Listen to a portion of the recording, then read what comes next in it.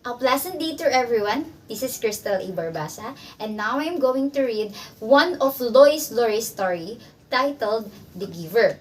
So The Giver begins with a boy named Jonas. So Jonas is a 12-year-old boy who lived in a futuristic society. He lived with his father, who works as a nurturer of the new children, and with his mother, who works at the Department of Justice, together with his little sister named Lily. So, Jonas, as he is anxious about the celebration of the 12, where he will become a new adult, although he don't have any career or any distinct career reference. So, Jonas is a different kind. He has this different view or perception. He also has pale eyes while the majority has it dark. So, at the celebration of the 12, Jonas given the So at the celebration of the 12, Jonas given the assignment of the receiver of the memory, who is the sole keeper of the community's collective memories.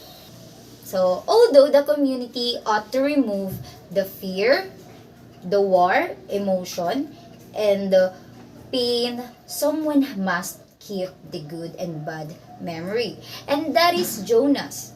So, although the community ought to remove the pain, the suffering, fear, emotion, and war, someone must keep the good and bad memory. And that is Jonas.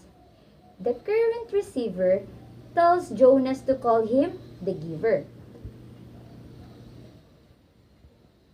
So, when the giver transmits the memories on Jonas' bare back, he suddenly feels all the reason. The hatred, the pain, the suffering, the joy, and excitement. But he became frustrated because he and the giver are the only people who understand what real pain feels like.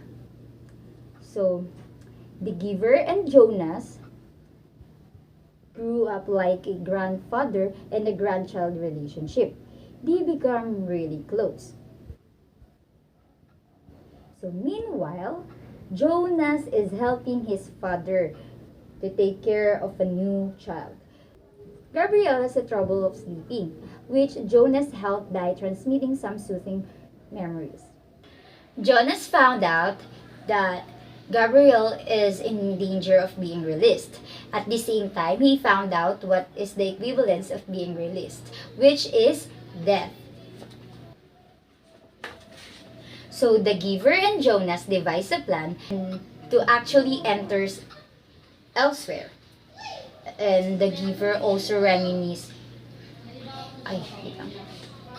So the giver and Jonas devise a plan to actually enter elsewhere. So the giver also reminisces about the late receiver who died 10 years ago and came out to be the giver's daughter. So when Jonas heard it, he became more determined to know what's behind elsewhere, as well as change the society. When the day has come where Gabriel is about to release, determined to save the boy, Jonas flew with his father's bicycle. He enters a part full of colors. And there, he continued knowing what's behind it. He also heard a faint noise. There, he hoped someone is waiting for them there. And that is the end of the story of Lois Lori titled The Giver. I hope you get something from me. Thank you for listening.